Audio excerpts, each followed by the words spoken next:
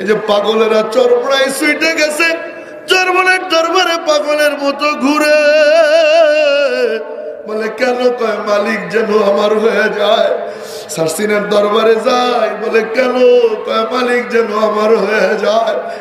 ফুরফুরার দরবারে যাই, নানুপুরের দরবারে যাই, উজানির দরবারে যাই, বলে কেন? মালিক যেন আমার হয়ে যায়, মালিক আমার হয়ে যায়। আমরা চাই কি চাই না? কারা কারা চাই? হাত তুলি, আল্লাহর একটা ডাক দিয়ে বলি আল্লাহ। চক্ষুটা বন্ধ করে আল্লাহর একটা ডাক দেই আল্লাহ। কলিজার ভিতর থেকে একটা ডাক দিয়ে বলি আল্লাহ।